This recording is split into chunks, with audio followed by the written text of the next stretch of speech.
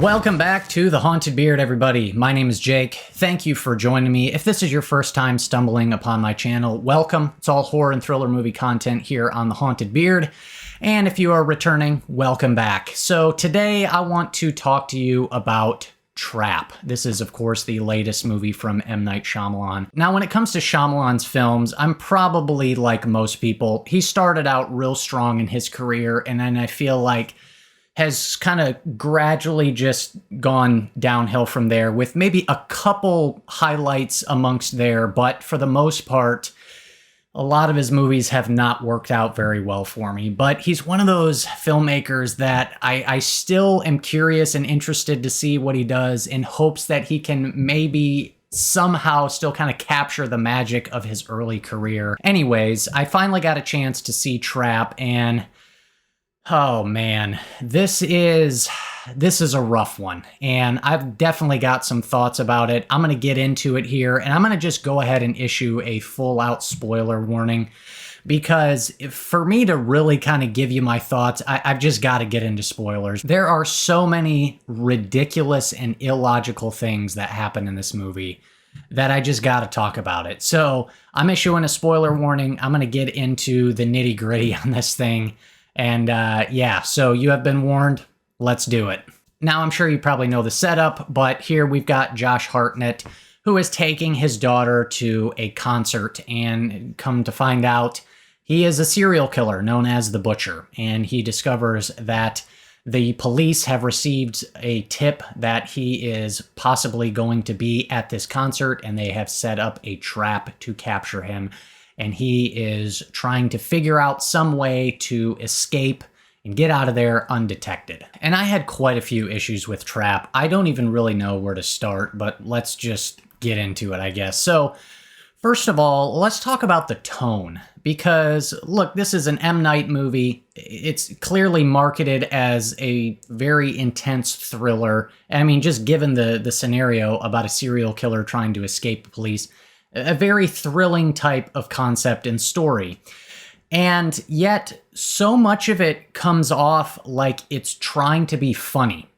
And I was just so confused with the overall tone of the film. And I don't know if that's M. Night intentionally trying to be funny and trying to inject some comedic elements amongst the thriller type story, but there are so many moments that just kind of feel awkward and silly and goofy. And particularly when it comes to Hartnett's performance.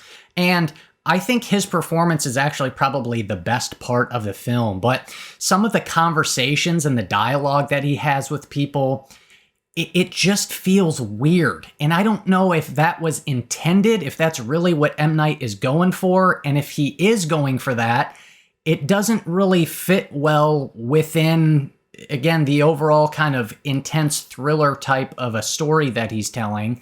And if it's not what he was going for, then it's equally as bad. And so I just don't really know. There's a handful of sequences and dialogue moments that feel like he's trying to be funny, but just come across as unintentionally so, and kind of awkward and goofy. And the dialogue just feels so off. It just feels like people don't talk this way. I don't know how else to put it. It just feels off. And that goes into some of Hartnett's performance too, where he is kind of scoping out the area, and he constantly kind of dismisses himself from the concert to go around and see what the police are doing and, you know, try to figure out a plan.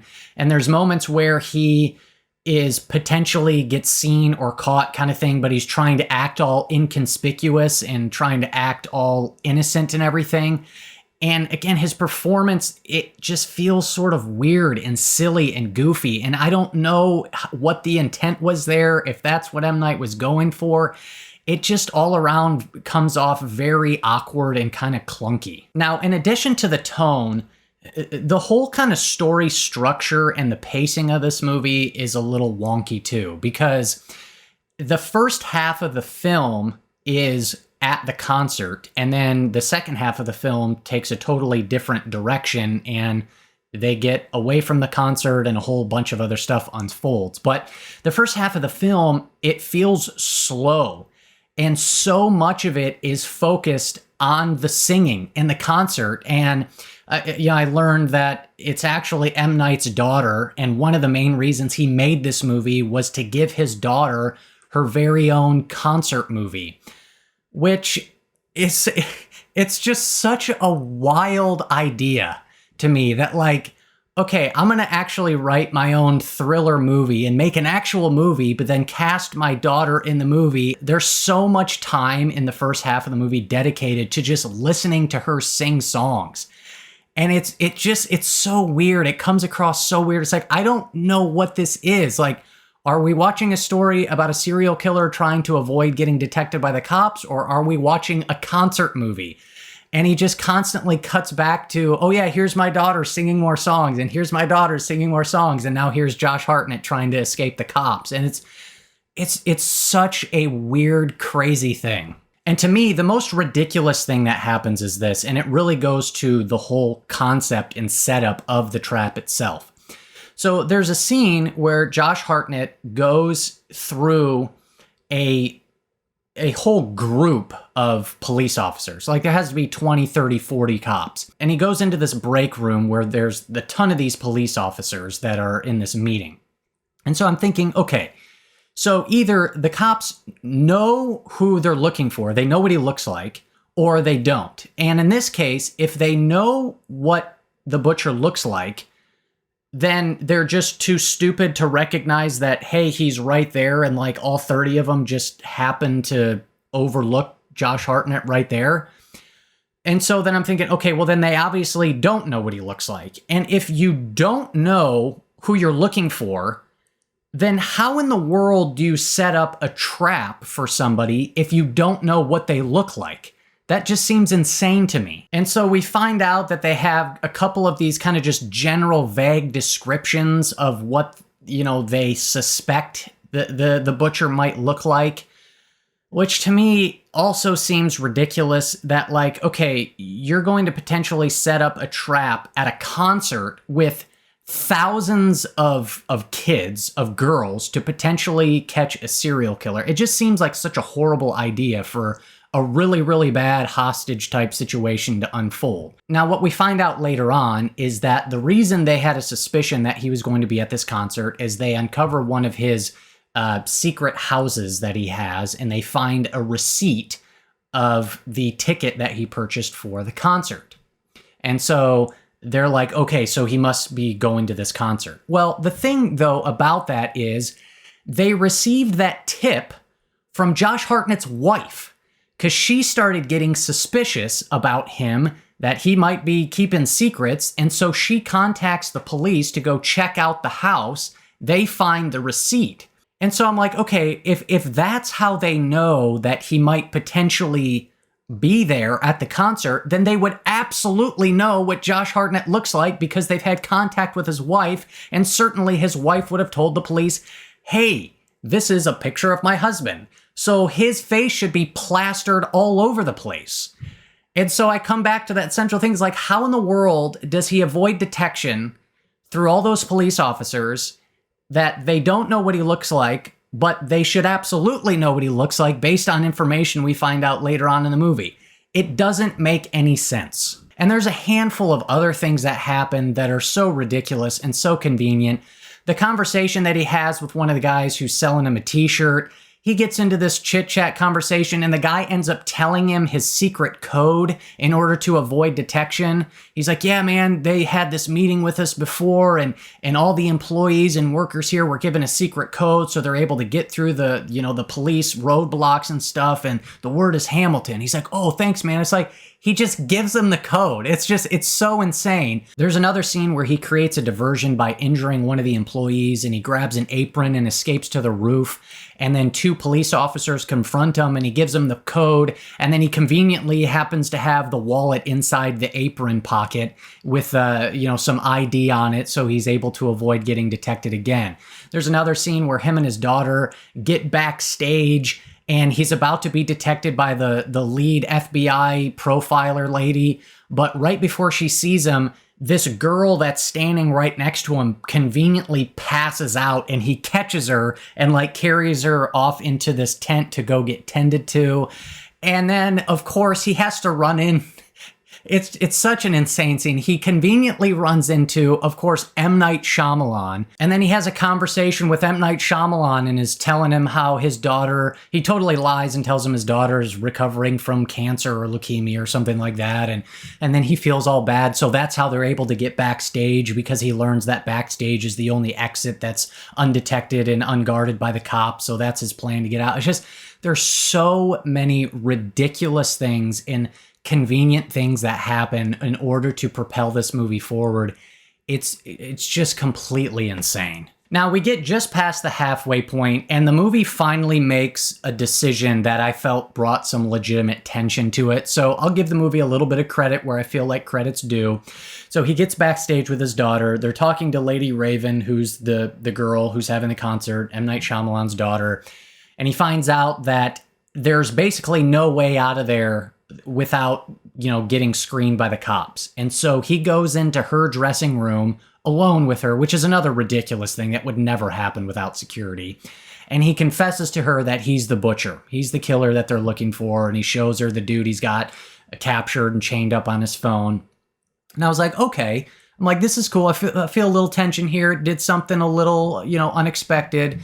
Kind of brings something interesting in here. And so he ends up getting him and his daughter into her private limo to drive away. And then she pulls this kind of switcheroo and is like, hey, can I come to your house and have dinner or whatever? And so Lady Raven ends up going to their house. And at this point, I kind of can't help but thinking, like, again, it just kind of feels like sort of this spotlight for M. Night Shyamalan to give his daughter a movie, which her performance in the movie is actually, like, it's respectable. It's not bad at all. Like, she does a fine job. But again, I don't know. It just kind of feels a little weird. Now, what ends up happening is Lady Raven ends up taking Josh Hartnett's phone and locking herself in the bathroom, and he starts freaking out and pounding on the door. And his whole family starts freaking out. And she gets on his phone and starts live streaming and is trying to get her fans to help find the kid that Josh Hartnett has chained up. And somehow, in like 2 minutes from the time she live streams it to the time she finally opens the door and Josh Hartnett gets his phone back, her fans are able to somehow get to this guy's house and unchain this poor kid from out of the basement in like 2 minutes. It's like the fastest rescue you've ever seen in your entire life. Now, some more stuff unfolds from there. The police end up coming to Josh Hartnett's house, and he has a tunnel dug to his neighbor's backyard and a SWAT team uniform, conveniently. And he is able to get into the limo with Lady Raven and take her away. Now, the police end up catching up to them, and it looks like he is completely and totally surrounded by the SWAT team. Lady Raven escapes out of the car, and it looks like they're like, all right, they got him. He's surrounded. There's police everywhere.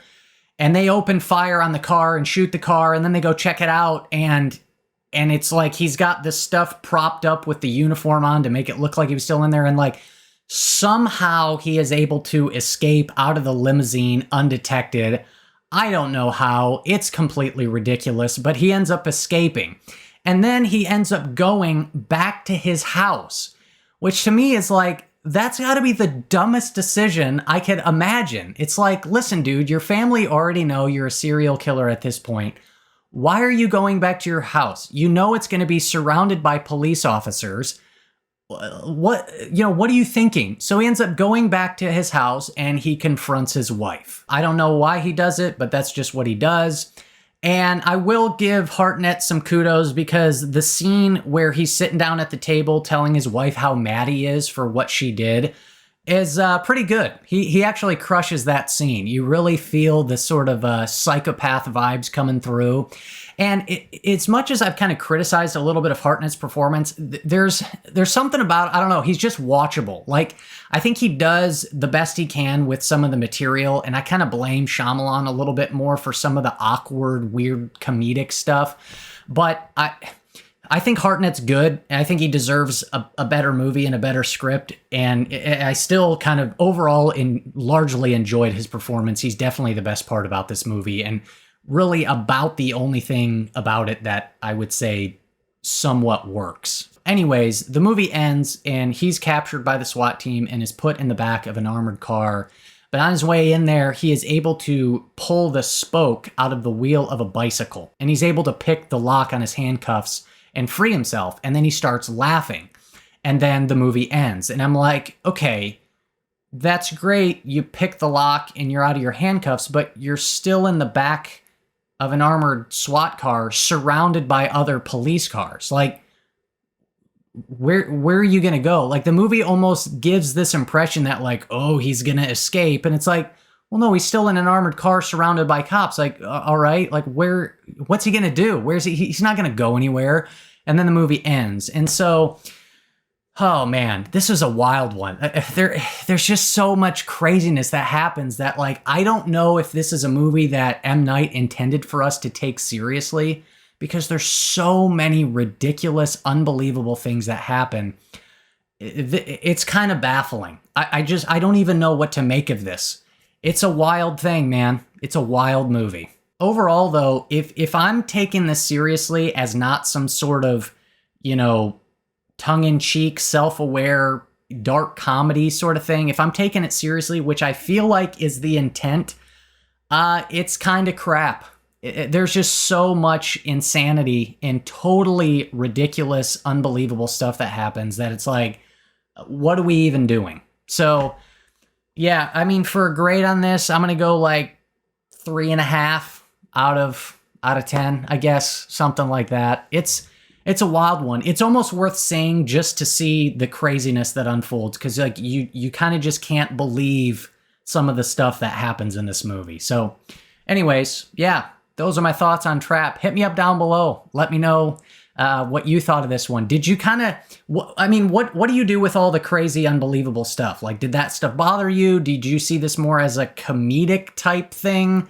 Yeah, would be interested in hearing your thoughts, especially those who really liked it. But yeah, anyways, thank you so much for watching. That's all I got for you. If you got anything out of this video, go ahead and do me a favor and do not click that subscribe button unless you want to be haunted by the beard.